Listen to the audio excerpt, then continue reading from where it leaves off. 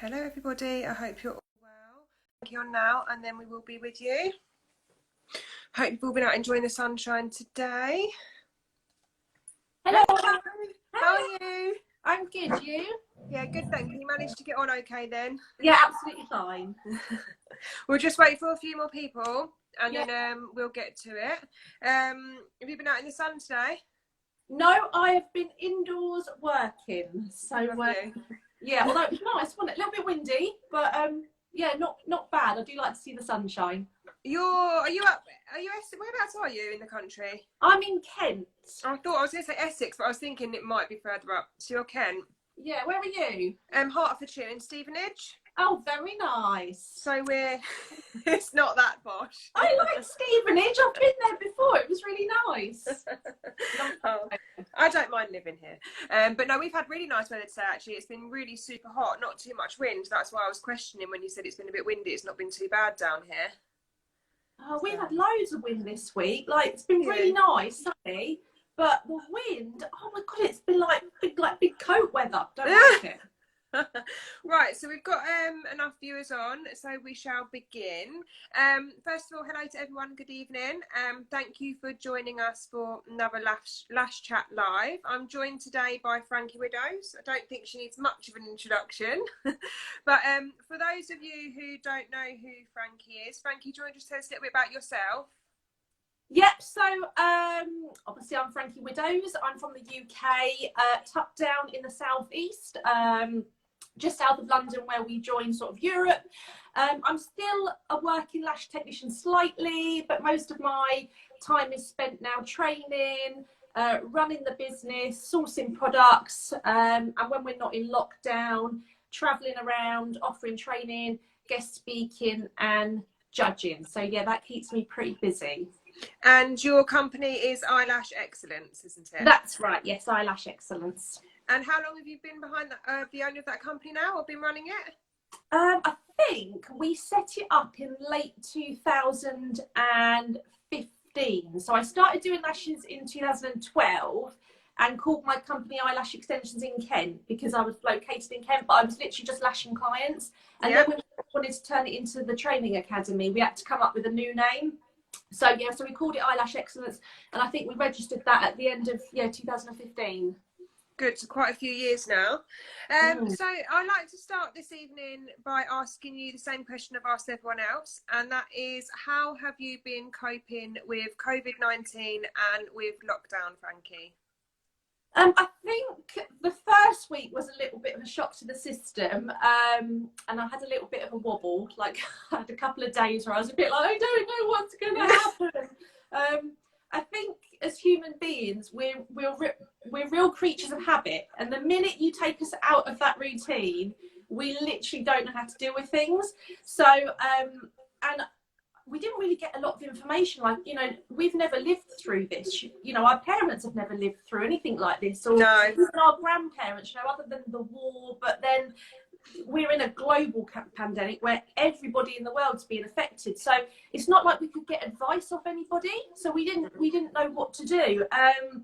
So yeah, it was a bit of a shock to the system. But I must say, I do think as humans, we are really resilient, and I think we do adapt to change very, very quickly. And I think now I'm actually loving it. Like, don't want to go back to work. Well, work. It's like having a long weekend, isn't it, really? Like, you don't have to really set your alarm. Like, I don't have children. I know a lot of you guys have kids, and oh my God, like trying to entertain kids all day and doing the homeschool, like, I can't even imagine what that must be like.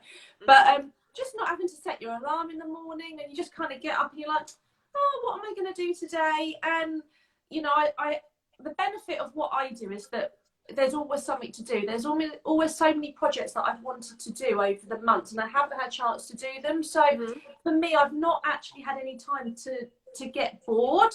No.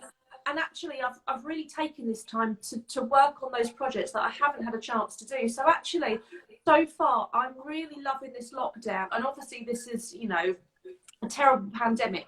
But at the moment, I'm quite happy for this to continue because it's allowing me to tick all my jobs off that I need to get done and just chill out a little bit, really. So, yeah. I think it's nice. It's almost refreshing to hear from a different perspective, actually. not obviously you haven't got children, but at the same time it's nice that, because people that have got children that are working within this industry, we almost can't get stuff done because we're having to then homeschool and we're preoccupied with little ones during the day. So it's actually nice to hear someone that is able to get things done, and you're able to tick jobs off your list and get up to date with all your admin and things like that. And I think there's a lot of people out there that can still relate to that. I've seen so many people on Instagram and Facebook that are literally just flying. They're releasing so much content, they're getting manuals written, they're updating things, and I do think it's lovely to see. So it's nice that you're able to get on with your to-do list as such. So for everyone that's listening, if you wanted to ask us any questions this evening, please feel free to pop anything in the comment box and we'll try to get them answered for you. Frankie, one thing I wanted to touch base on is, before you was a lash artist, you was in the police force, wasn't you? I was, yeah. Big difference to what I do now. So tell us a little bit about that, and then how you changed over to lashes and why. Okay, so I joined the police back in 2002, so a long time ago, at the very young age of 20, where the world was still pink and rosy and all of that. And to be honest, I never really wanted to be a police officer. I was always kind of like an action-packed kind of kid. So I always wanted to be rolling around the grass and climbing trees and falling off my bike and all that. So I knew I was going to do some sort of action-packed kind of job. And whether it was going to be the fire brigade or I was going to be a fighter pilot at one stage, but that never happened. I just thought, cool, just to fly planes, like F-16 stuff. But my dad said to me, why don't you join the police? So I was like, yeah, all right, I'll give that a go. So I applied for the police, I think, yeah, I just turned 20, I think, and went through all the interview process and all the fitness tests and all of that, and got through first time. So I joined the police. And to be honest, I always felt like a little bit of a fish out of water. Like I never really felt like it was my thing. Like, I was a very passionate police officer, but it never floated my boat really. And I joined, I like to help people, I like to teach, I'm a bit of a people pleaser, and I actually did join to make a difference. And the problem is, I didn't make a difference, and we really couldn't make a difference because our hands are so tied, and the government funding for any resources, whether it's, you see what it's like at the moment with the NHS, with the COVID-19, your hands are so tied, and I just kept losing my passion over time for a job that I wanted to join and make a difference. So I did 4 years on section as like a patrol officer. So if you rang 999, I would be the type of officer that turned up. And then I decided that I wanted to join the dog section. So after 4 years in 2006, I joined the dog section. You can see my little German Shepherd. Little German Shepherd. I'm a crazy dog lady. I just love my dog. So I joined the dog section and I stayed there for about 6 years. But I was always really passionate about the dogs, and a lot of the time to massage the figures, the dogs would be left in the vans for 10 hours. I just have to go and arrest people for the sake of it so that we could get the tick in the box, and it was kind of against my ethos of what I joined to do. So I just thought, this isn't a job that I can see myself doing. And it's really hard on your body as a dog hand, especially as a female. We're a lot smaller than men, and we carry a lot of equipment, and sort of after 6 years of doing that, the pressure on my knees and my ankles, and through carrying all of the kit and sort of running, we used to do a lot of tracking with the dogs and that, it was really starting to take its toll on my body. And also it was starting to take its toll on my mental health, because no one calls the police for a good time. Everyone calls the police because something bad has gone on. Yeah. So you deal with a lot of not particularly nice situations. You see things that a lot of people won't ever see, and it does start to affect your mental health after a while. And I just thought, I can't see myself doing this job for much longer. But the only problem was, I wasn't qualified to do anything else. I'd come out of school, I'd had GCSE A levels, and then I literally went straight into the police. So I had no degree whatsoever. So it was trying to find something that I could do that would earn me the same amount of money, because back then I had a mortgage, a car, I had outgoings, I couldn't just quit.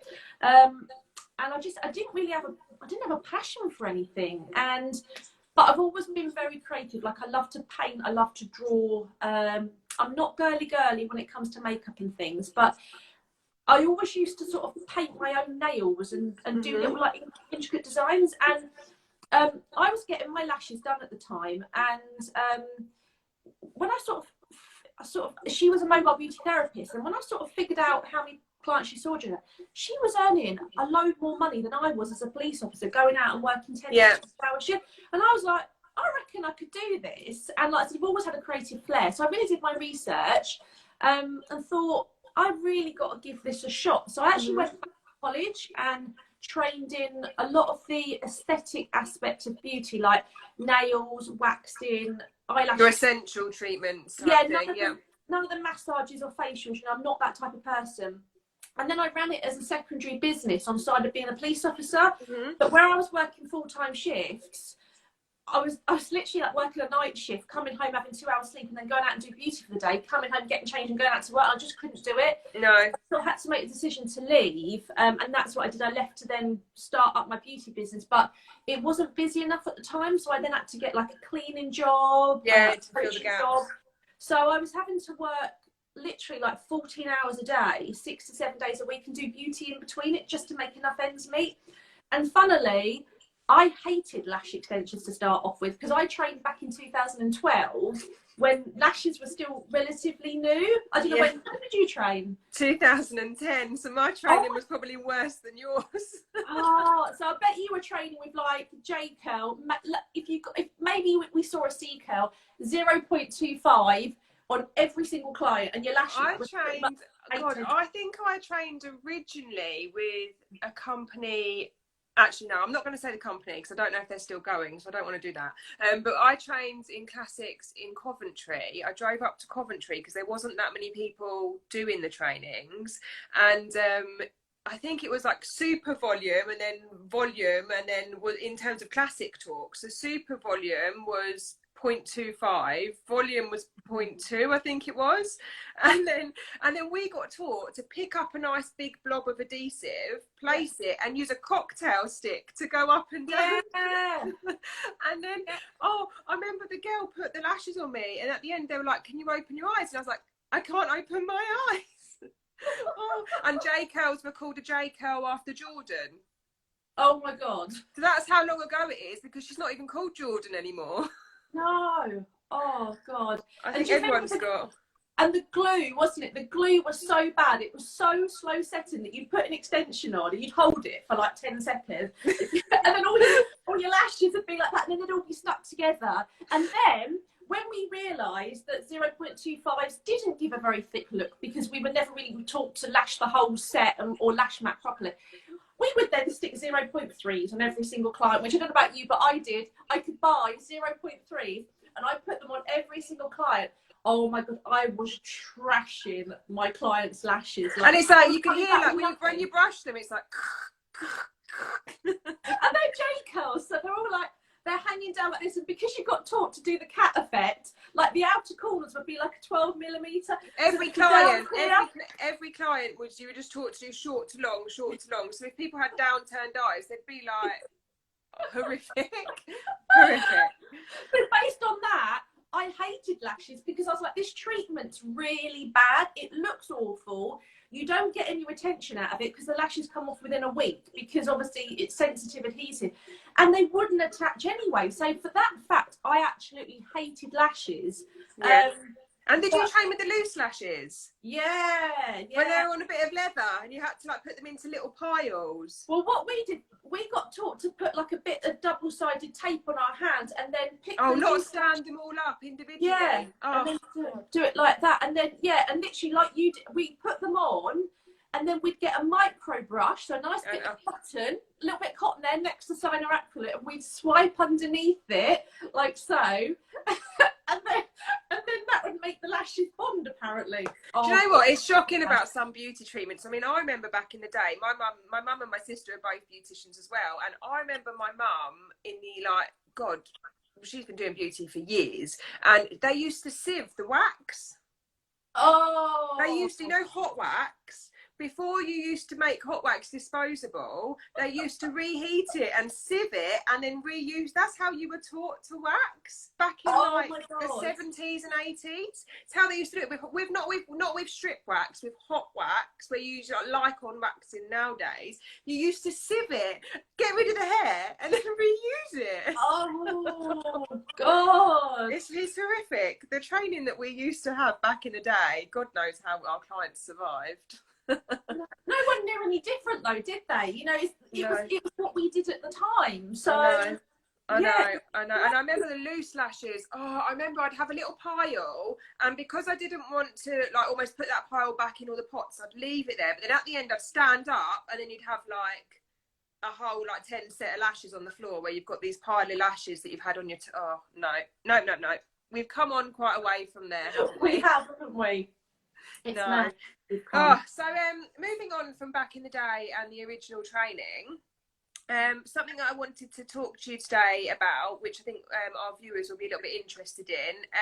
First of all, shall we talk about new products that you've got out? You've just released your YY lashes. So tell us a little bit about these lashes, what they're used for, how you use them, and give us a bit of a tutorial on your YY lashes. Okay, so YY lashes, I saw these for the first time last year, and I thought, what the hell is that lash? If any of you have seen them, if you look at them on a strip, they look really weird because they are like the letter Y, but it's like two There's Ys. two of them, isn't there?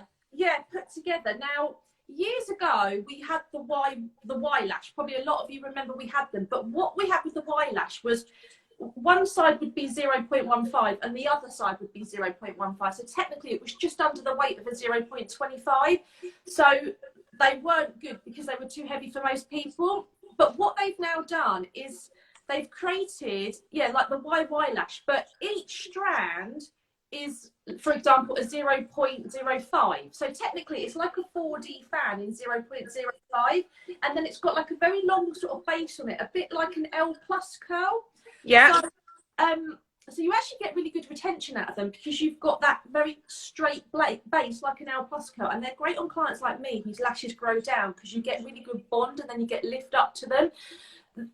They're not everyone's cup of tea. Like some people love them, some people hate them. I hated them when I first saw them, but when I saw the effect, I was like, actually, I quite like these because for me, they're almost bridge that gap between like a classic and a volume. So they're not. Yeah. They're not quite as fluffy as a volume, but they're not like a classic. They're very, very unusual, but they're really easy to work with. So if you're classic trained, you can work with a YY lash. You're better off to attach them from underneath because the base is like this. So if you've got a natural lash, you're better off coming from underneath because then you can see that the natural lash is almost sitting in the middle of them. And if you've worked with them, you'll know what I mean. They almost have like a little gap between the base and you can almost get the natural lash to slot in the middle. So you can almost get a wrap with them. But they are great. You know, they come in, I have seen them in 0.06s, but most of them are 0.05s and 0.07s. You can get them in C, CC and D curls I've seen. And I have seen brown ones as well. But I think over time more and more of them will come out.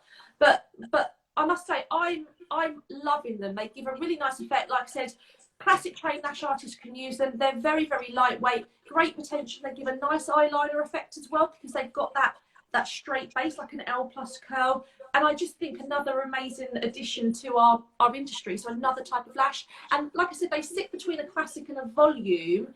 So you can actually... So they're not something that you would pick up a couple of them and fan. They're already in a Y shape, in a double Y. Can you get them in a single Y as well? I haven't seen them in a single Y because I would imagine... if they were in a single Y of only 0.05, they wouldn't give enough density. You need 4 of them. But they're pretty much like a pre-made fan, but with like a long base and then they sort of 2 bits that sprout off. So and I have got if anybody wants to see them in action, I have actually got a video that I uploaded a couple of days ago on my YouTube channel, Frankie Widdows Eyelash Experts, which literally visually explains you how you can go about using them. But yeah, that's useful. Yeah. That's useful. So they're basically in between what you would say like a classic and a volume look, but there's something that you pick up and apply almost like a classic technique. You just have to hold the placement a little bit longer, and you recommend placing from underneath. Yeah. You have to use minimal adhesive with them as well. So you have to dip them like you dip a volume fan. So I always recommend, if this is your blob of glue, with a volume fan, you literally just want to touch. You never want to dip, because you have multiple extensions. It acts like a straw and it draws the adhesive up inside of it, which is invisible. And what happens with a YY lash, where the base is straight like this, it's almost like a road, is what I say. So when you dip adhesive, the adhesive immediately wants to shoot up here. Whereas if you have an open fan, the adhesive can literally only travel so far before the junctions split and it can't travel up. So if you try and classic lash dip it, your adhesive goes all the way up. And then when you attach it to a natural lash and you come to an infill, you can't find the natural lash underneath. No, because it's sort of stuck on too much, Just touch. If you use them, just touch that adhesive, and that's more than enough for that type of fan. Cat's Eyes has said that they remind her of a wishbone. I suppose that's right, isn't it, almost? Yeah, they are actually. Yeah, that's a really good way Quite a nice, good way to explain it, isn't it? Lash and Lash has put... Illusion Lash, sorry, has put she learned to use with X tweezers. God, do you remember the X tweezers? Oh, and there's still companies that train people with them. How you progress to volume, I have no idea. I know. Poor students. Someone started saying about bottom lashes. What we'll do is I'll come back to the questions if we have time at the end, because we've got a few topics I want to get covered today, and then we'll come back, and if we've got time at the end, we'll try and answer a few more questions. So with the YY lashes, there's also a W lash, isn't there? Have you seen this yet? I don't think I have, no. So basically, I only came across this the other day, and it's exactly the same as the YY, but there's a third arm. Oh. So it literally looks like that, but with the two. So I think they're lighter weight, but it's exactly the same concept, but it's called the W now. Oh. And this is a very similar sort of thing that I'm seeing. But I think with the YY lash, this is what's used to create the new mermaid look. Have you seen it? No, I haven't. No. So when it's called either the mermaid look or the mermaid woven look. Some people call it woven, some people call it gives more of like a crosshatch, doesn't it? Yeah. So I think what they're calling that style is either mermaid or woven, and some people have called it the woven mermaid look. It's not the lash that does. No. It's literally the Y lash that you're describing, but when you apply it, because it gives more of this look, doesn't it? When you apply them, because they're going off in a Y, and because they're not as full as what a volume fan would be, you don't get as much of the density, like you said, do you? So you see more of the crossover. Do you not find with the set? Yeah. So if you go onto Instagram and search mermaid lashes, a lot of these Y lashes, what I'm finding interesting is it seems to be the new trend, and I'm wondering if it's going to be something that our clients are going to start taking off, because we've had the Kim K. I'm wondering if this sort of mermaid look, because I am finding, and I'm not sure if you're finding that clients are starting to go a little bit lighter now with their lashes. They're not necessarily wanting this really heavy look, but they are wanting more texture. So these YY lashes, and like I've seen the W lashes, are giving more of a woven look, with still that texture, because you can see the cross hatching, but you can't necessarily see as much density. So I think, what do you think? Do you think they're going to really take off this effect? Do you know what? They're not everyone's cup of tea, haven't you? Yeah, it's almost more feedback. Yeah, it's a difficult one. Like, it is a difficult one, because I suppose as technicians we're very open to change, but I sometimes think clients get very set in their ways of what they like, and they don't like to try new things in case it doesn't quite work. Yeah. So again, it's something I don't really know, and also because I find that lashes is very what's the word?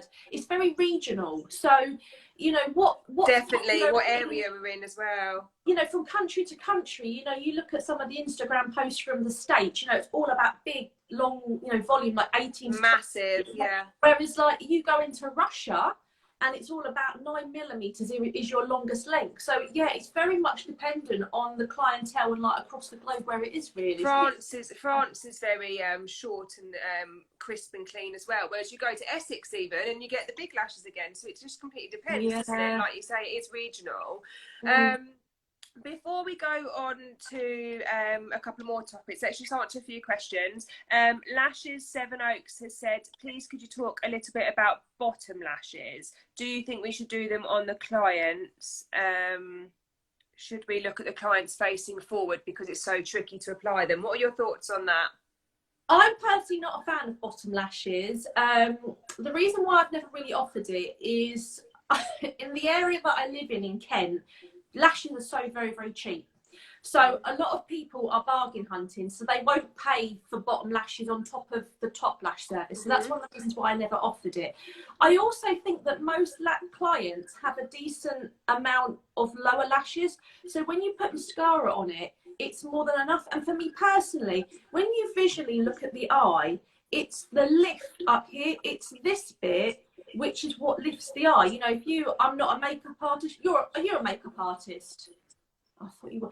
So I think because I've watched a few tutorials, but they say that, you know, when you want to lift the face, you don't want to do anything that sort of does this. You want to do things that do this. So if you take lashes into the same principle, I think that if you're doing lower lashes, you're potentially pulling the face down. Also, because of the shed patterns of lower lashes, I think they would be very noticeable when you actually lose them compared to like your top lashes, when obviously they blend.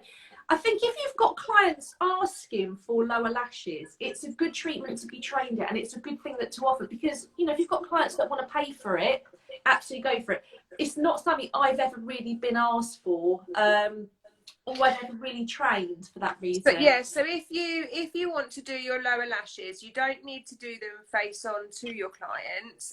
You can lay the client down.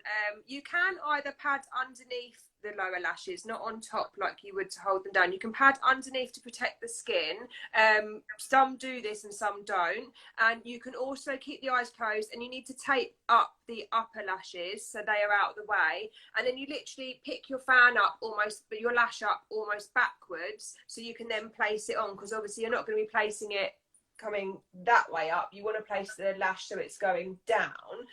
You're going to be using ultra lightweight lashes, so you need to be using like your 0.7s. I'd say I wouldn't probably go heavier than that for a lower lash, because you want them to look more natural. You don't really want to be using your 0.10s, and just keep your length super short. So 6s and 7s really. You don't, possibly an 8, but you also don't want to overload the bottom lashes, because then when the client's closing their top lashes, you don't want the two to start connecting and entwining. So you want to just keep them really light coverage.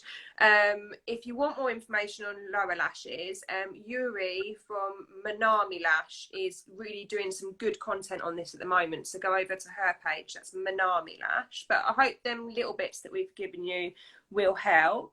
And a J curl or eyebrow. Softer curl, J or B, I think you can use. So softer curl, yeah, that's correct. Someone has asked, how do you feel about easy fan volume? Yeah, I'm very open to anything that comes out in the industry now, because there's now a choice for every single lash artist out there. So I think anything like YY lashes, pre-made lashes, easy fan lashes, as long as we use them safely, I think they are a great addition to the lash industry.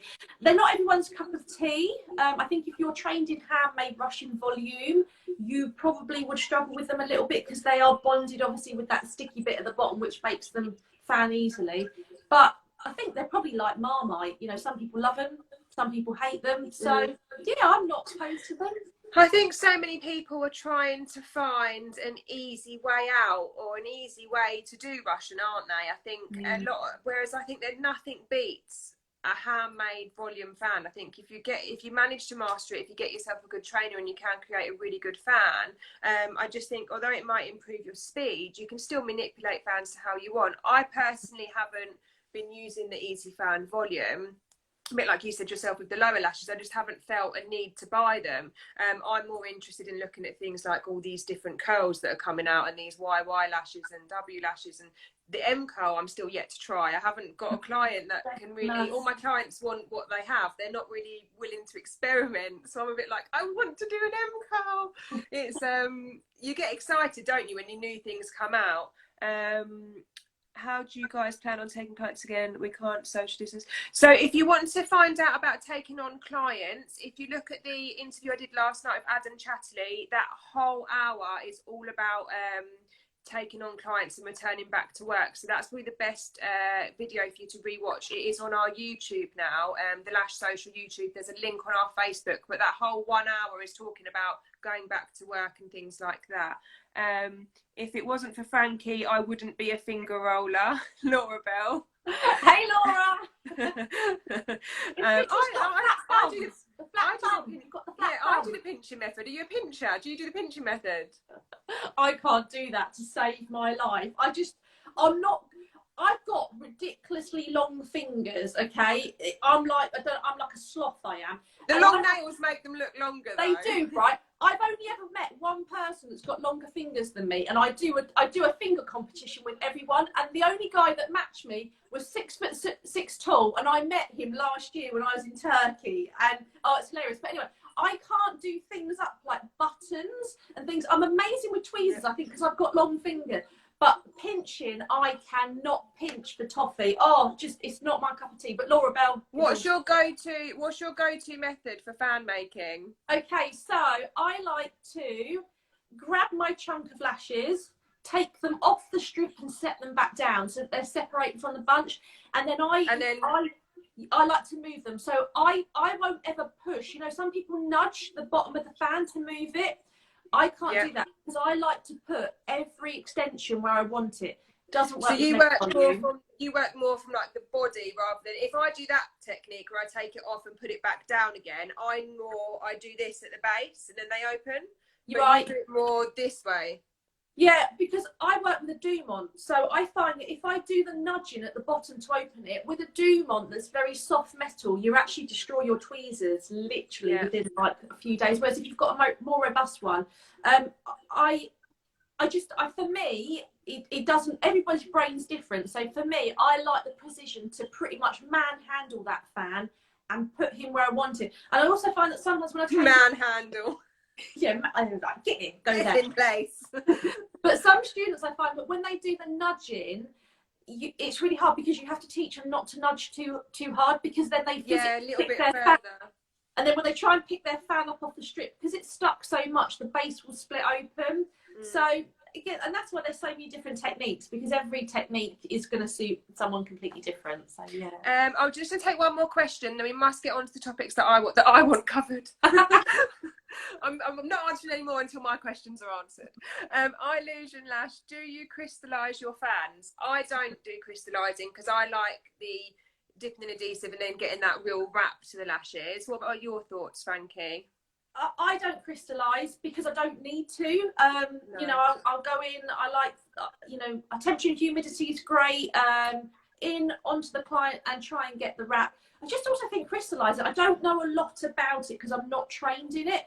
But I just think it's a bit, me personally, it's a bit of a faff to then crystallise it and then put it on the lash. I just think that the time you've spent crystallising it, from what I understand, why not just put it straight on? But like I said, I don't know enough about the techniques. I've not trained in it. So if I've got it, crystallising, it's literally the minimal. You're almost just, you're not even kissing the adhesive. You're almost just touching it slightly, and it's just swiping the bottom of the lashes. But I think if you're going to crystallise, the best way to do it is without using your fingers to pinch and crystallise, because I don't like the idea of your fingers constantly being in contact with the adhesive as well. It's not good for your skin over a long period of time, and it could develop what is it?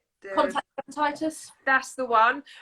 So I think if you're going to crystallise, it's the smallest amount of adhesive, but I would crystallise using the transport tape, where you wiggle your fan over the transport tape afterwards to bring the bases together, rather than pinching with your fingers. And just remember, it's, if you're going to crystallise, it's you're not even dipping into the adhesive, it's just the tiniest touch. You don't want to really pick up a massive bit of adhesive, crystallize, and then do another bit of adhesive. You don't want it to be too heavy. But it works for some people, but myself and Frankie obviously aren't technicians that use that method. Why do you crystallise? What is the reason behind crystallising? Some people use it to get more pointy bases and to get that placement, I think it is. I mean, as you say, I don't do it, but I know how to do it, but I don't really know the reasons behind it, because I personally prefer to get a really good wrap on the lashes. But a few lash technicians that I know that crystallise openly admit that they don't wrap, they just almost place. So I think it's more for placement, but it depends if you're someone that likes to get that wrap. I mean, I'm still a bouncer. Like, I place my fan and then give it a bit of bounce to get that wrap around the lash. But some people create pointy bases, and I think if you're going to go for the pointy bases as well, crystallizing maybe helps with that. But I'm with the pinching method. I don't need something to help me, because I'm almost creating that pointy base anyway. Whereas I think some people that work off the strip sometimes find it hard to get that point, don't they? Yeah. With the pickup, they can end up getting more of a flat base. Yeah. I don't know. I mean, it works for some people, crystallizing, and they say that it doesn't affect retention. So if anyone knows, can they write it in the comments? Because I really want to know why we would choose to crystallise rather than hand bake our fans, because I like to dissect every single technique out there and know if there's a better way to do it. No, my tweezers never cut and scrape my fingers with the pinching method. Someone's just asked. I've never had that before. Maybe your tweezers are a bit too sharp then to cut in your fingers. But no. Pinching method's a whole different subject. We can talk about that on another chat. I'm going to now ask Frankie, first of all, about lashing yourself. You lashed yourself the other day. I did, yes. Tell me about it. What did you do? How did you do it? Right. How was getting them off? Yesterday? Was it yesterday or today? Yeah. I took them off yesterday. Yeah, because they'd been on for a week. So I decided to lash myself, and if anyone hasn't seen my video, this wasn't a video that I did to give to clients to lash themselves, because that can open a whole can of worms with insurance and stabbing each other in the eye or whatever, because we know how to use tweezers. These guys don't know how to use tweezers. But, you know, I thought, well, why not have a go at lashing ourselves? Now, Duo glue, the Strip Lash Duo glue, is probably the best glue that I think there is out there. So the Duo, I'm hearing a lot about this Duo adhesive. Yeah, especially really for the strip lashes. Yeah. Where can you get Duo from? Because I've not used it before. So Amazon, eBay. If you're in the States, I think most drugstores sell it. I might be wrong, but I think do sell it. Even places like if you're in the UK, if you go to like Boots, the Chemist, Superdrug, I think they do sell it. But I always get mine off eBay, and it's only about £3 for a tube of it like that lasts forever. So it's really good. You can get it in clear, you can get it in black. And yeah, I literally just lashed myself because we can't use our cyanoacrylate based adhesives. I know some people do. But as we know, you know, cyanoacrylate is attracted to moisture. It will attach to your eyeball. Not only will it sting, but actually it's going to give you a chemical burn, and then you'll get an overexposure to the product. And as a lash technician, that's the last thing you want to do, because you could build up an intolerance and have to quit your job eventually. So, strip lash glue, placed. I use YY lashes, dipped it in, mirror, curved pair of tweezers so they were away, and literally we're just placing it on. I kind of figured out my lash map of what I wanted. And the great thing with doing it with strip lash glue is you can load up as much volume as you want, rather than having to individually isolate. Because to be honest... is it almost like cluster lashes then, but without the cluster? Yeah, it is pretty much that, but without that horrible bulb at the end. And you can either attach them underneath, you know, you can lift your eye up and attach them underneath. My lashes grow down, so I have no choice but to attach on top. You can create whatever shaping that you want. I got a week out of mine. I saw you said you had 7 days. So you, even though it's a strip lash adhesive, you slept in it and showered and it was all fine? Yeah, absolutely fine. I didn't wash my lashes with a foaming lash cleanser, because I didn't want them to come off. But what I did do was use like a lipstick wand. So I used one of these just to get really, really close and just sort of scrub away at them. I think I probably could have gone another 2 days with them. And you know what? I've kept them because I was really worried that I would have damaged my own lashes where I've not been able to clean them. I did wonder if like the stickiness of it would have pulled my own natural lashes out. And you know what? It hasn't. And I've actually kept them in a tissue, and I'm going to do a video about it just to show. So when you took them off, you just pulled them away with... I used glue debonder. So I actually had a bath. So I sat in the bath with them, and I put a little bit of glue debonder on one eye with one eye closed, and then I worked the glue debonder in like that for about 2 minutes, and then I grabbed a pair of tweezers, grabbed the end of the extension, and literally just pulled them off. The glue debonder did get in my eye a little bit, and it did sting a little bit, but it was fine. I don't even know if I would have needed glue debonder. To be honest, I was going to put baby oil on the night before, Vaseline, just to break it down a little bit. And that's probably what I would do next time. But you know what? I was so impressed with the retention that I got out of that.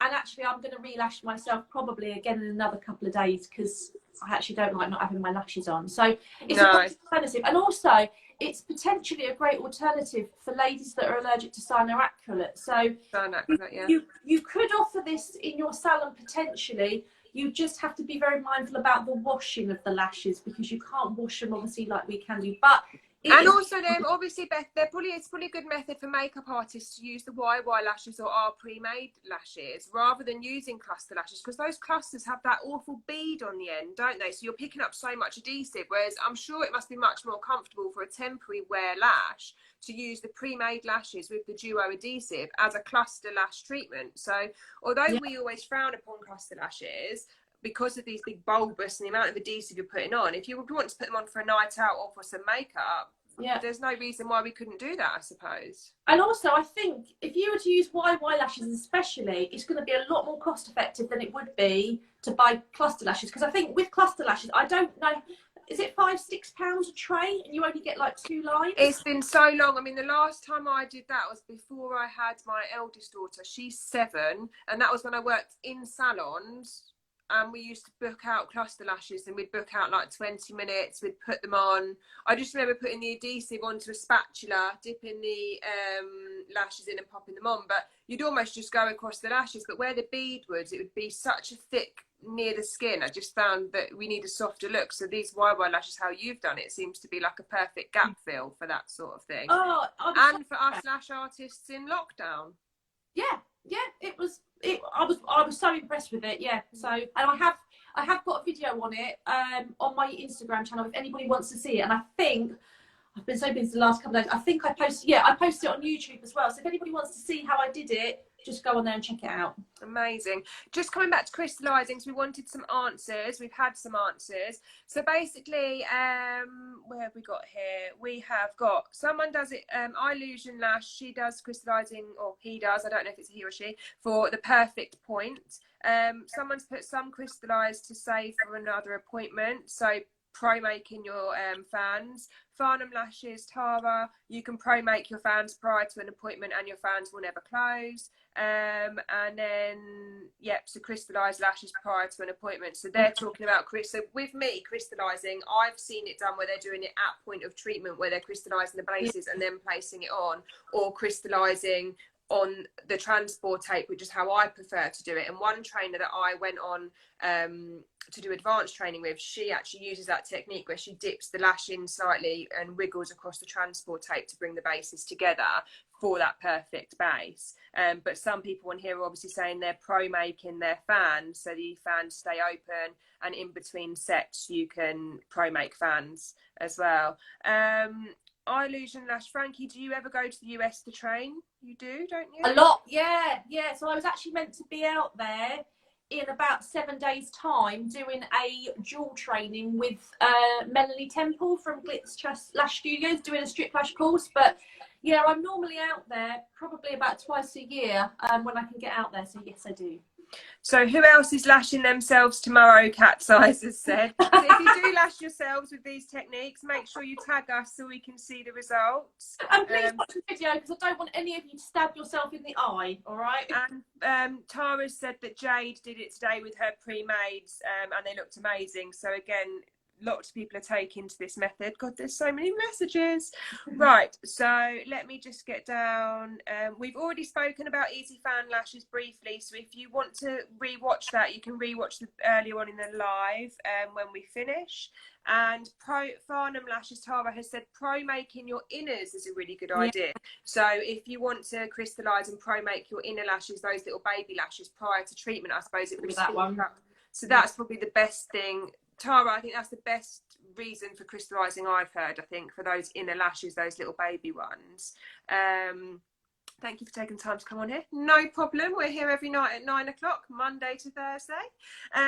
So lastly, because we've only got about 15 minutes before Instagram kicks us off, it very rudely cuts you off after an hour.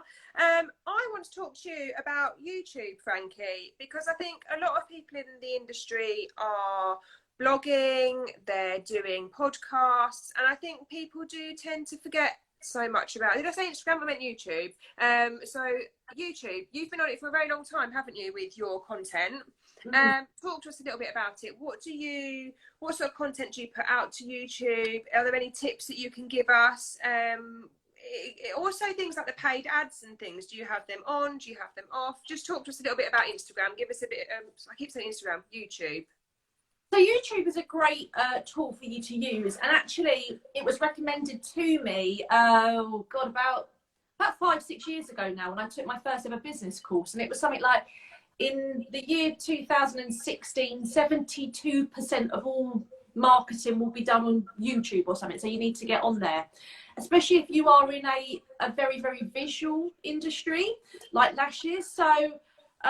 So you do really need to get on there. Now, I'm an educator, so it's great for people like myself who can showcase techniques. You know, I like to help people. When I came into the industry back in 2012, nobody was showcasing their technique. So I think I hit YouTube at a really good time. Yeah. Nobody was really doing anything. The problem with YouTube is there's a lot of crap on there. Like, I watched some of the lash videos and I'm like, oh my God, like, just please don't put this stuff on here, because you're teaching people the wrong techniques. And so there's a lot of rubbish on there, but it is great. It is great that so many people are doing it. I do recommend that everybody gets themselves on there, because, you know, it's more marketing. The more marketing you're doing, the better.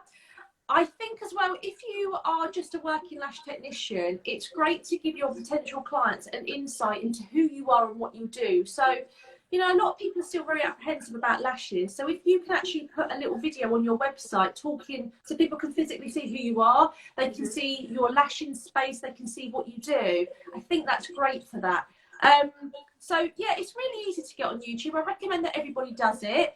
If you're not used to talking to a camera, practice first of all, because it can be quite daunting to talk to a camera. You'll find that when I look at the Google Analytics or of the YouTube Analytics, most people's watching time is about 4 minutes, I find. After that, they tend to get a little bit bored. When you actually dive in deeper, they actually say that the ideal video is about 14 minutes and 50 seconds. But I think people get bored. I think most of the time, about 6 minutes is a good time to have your video, because after about 3 to 4 minutes, people get a bit bored, but then they're like, I've got 2 minutes, I can sit this out. So if you can keep your video under 10 minutes, you're going to get more people staying on your video. Try and get to the point. I'm a terrible one. I can waffle on for hours, so I have to learn to get straight to the point and say, right, in this video we're going to talk about this, right, let's go, because we all know what it's like when we watch a YouTube video. Like, just get to the good bit. I don't want to hear about who you are and what you do. If you are doing a video about a lashing technique, make sure that you do your jump cut. So what that means is people don't want to see you sitting there for an hour putting lashes on. Cut it, or literally and then come back or fast forward it. I've made those mistakes. Like, some of my first YouTube videos are just embarrassing. Like, what software do you use to edit your videos then? Do you use a specific platform, or do you just use... I started off with iMovie, and Final Cut Pro is pretty good as well. It's a little bit more complicated to use. There are quite a lot of editing ones out there, but if you've got a Mac or whatever, iMovie is a great one on there. It's very, very simple. It's a bit limited with what you can do on it. So Final Cut Pro is better, but you are looking at about $300 for it. So you have got to invest into it. And one other tip on that, I've also found that your thumbnail picture for YouTube, I tested this a few times, I got better hits on my videos where my thumbnail picture was a screenshot of me physically lashing. When I just did like an image of like a stock photo or something, I didn't get as many hits. So just another little tip for you on YouTube. And all of these, and you can monetize your YouTube channel. It's really difficult. It took me about 2 years to figure out how to do it. And you have to, it's quite difficult to do. And I'm not tech savvy. I have my team that work with me are really good at technical stuff, so I sent it over to them. But if you're somebody that has a lot of videos and you're getting a lot of hits on them, it's worth monetizing them, because I think actually over the time in which I started doing YouTube, and it backdated it when we managed to monetize about a year ago, I think I've earned about £6,000 off my video. So yeah, that's good. As every little helps, so it's worth doing it if you can. Yeah, I definitely think as well it's important to try and edit the videos, make sure that you're making it look professional. That will get you more followers and repeat followers as well. Yeah. I've just literally opened YouTube back up today for the Lash Social. Mainly we had it for the Lash Social for advertising, so we could show our full videos for our events and things like that. They're a bit too long to put on Instagram and a bit too faffy to put on Facebook. So I like to store all the videos of the events on the YouTube, so if anyone wants to ask, I can send a link and things like that, and we have a link from the website. And it's easier as well to share videos to the website via YouTube, isn't it, depending on what website software you use. But I'm using it rather than doing the shorter videos. These videos that I'm recording now, obviously so many people have messaged me whilst I've been doing these and have said to me, why aren't you doing it as a podcast? Because people want to re-listen to them, which I get, but at the same time I love having all these live questions and interactions with people. I think they get so much more from it. So I've basically been determined to find a way to save these videos, which I've now done, and I've got that to be going onto the YouTube. So that's what I'm using that for personally. But there's so many other ways we can utilize it, like you said, with selling your treatment, showing videos, showing tutorials. And I think YouTube is definitely something that's almost forgotten about now, but I YouTube everything. If I need to know how to change, if I need to know how to do something, then YouTube's my first go-to, or Google. If I want a video of how to do something, I'll go straight onto YouTube. And I definitely think it's a piece of software that we all need to be utilising more. Let me just Lauren Fabulash, bye. Thank you, ladies. Frankie, I'm a police officer of 15 years and looking to make a change. It's scary, but listening to you tonight has really inspired me. Thank you. Let me just have a look. Did we have a question that we needed to come back to? That if we had some time, I can't remember. I'm just having a quick look. If anyone else has any questions or any other topics, we've literally got about 7 minutes left. So if you've got any questions, we may be able to help you. I'm just having a look. We answered crystallizing, pinching, wiggle. Do you think there's a perfect fan, Frankie? Yes, I do. Yeah, but then it depends, doesn't it? Because it's very personal. Like, I don't like wide fans. You know, they're mega volume fans. I look at those and I'm just like that, because I don't like how wide they are. And then none of them are uniform, because you can't get a mega volume fan uniform. So for me, I love a 4D fan that is quite narrow. I've trained with some of the top Russian technicians, and they all say the most beautiful looking fan that you're ever going to create is a 4D fan, because it's not too wide and it's not too narrow. So for me, that's what I like. See, I don't think there's a perfect fan. I think there's such thing as more like perfect bases. I think how you make your fan, it depends on your client, because sometimes you've got to make those narrow fans and sometimes you've got to make them wider. But what I like to say is I like champagne flutes and not martini glasses.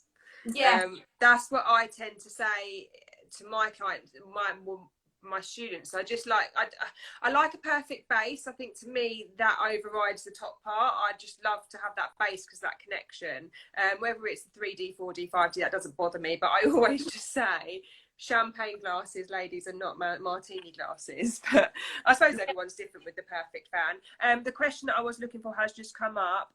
Sarah Vic T, what do you think about flat lashes? I'll go first quickly. I think there's a place for them. I have tried them quite a few times on my clients, but I don't like the look. I think they look a little bit too plasticky, a bit too chunky for me. I prefer, if I'm doing a classic, I prefer a really fine weight lash.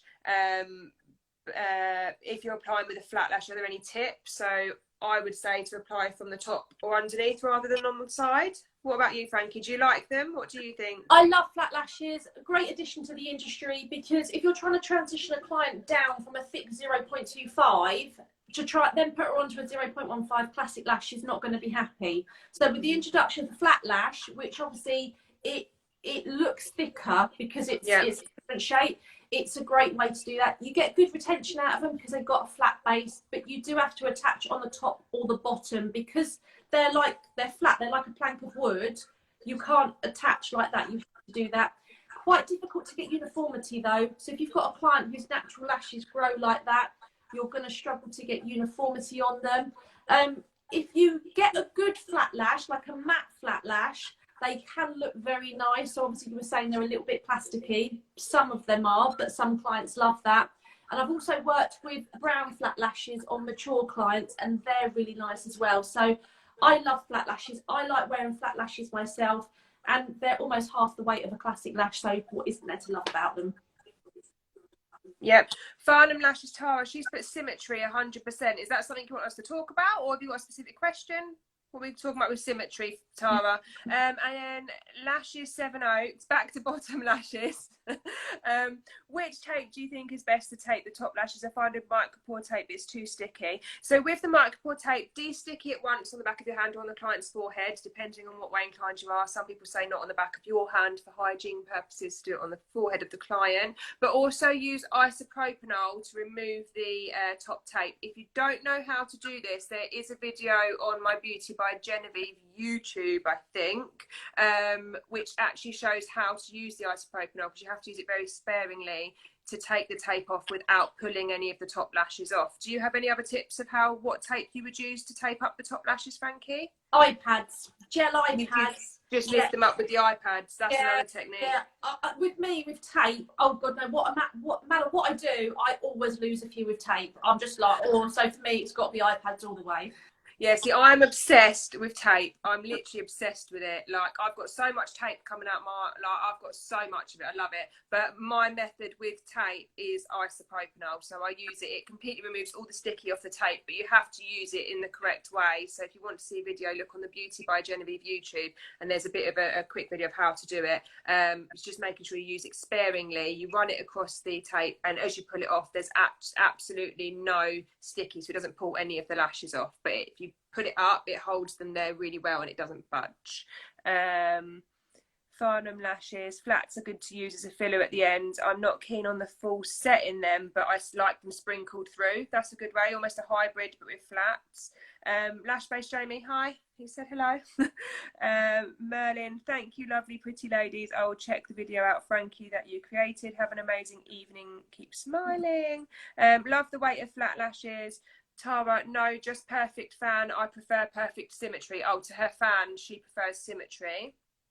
And I think, yeah, brilliant. I will use the iPad and look at the video too. So that's answered that question. I've just had the notification up saying we've got 1 minute 50 left. So last comment of the evening. My client says that flats are too natural for them because I do a full set with flat. Do you use them for full set or for fill?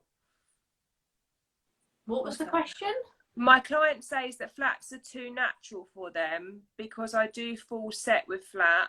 Do you use them for full set or for fill? You can do either. You can do an infill with flats, or you can do a full set. But if you're finding that they're still finding that their flats is not enough, then they'd probably have to go to volume. Or mega volume, because flats in a full set, you know, of a 0.15 or even up them to a 0.20 flat if they can, it's going to give a very full dark look. So yeah, if they're not finding that's full enough, it's probably going to be mega volume. Yeah. Right, I'm closing the questions. We can't answer anymore. I've got 1 minute left before they cut us off.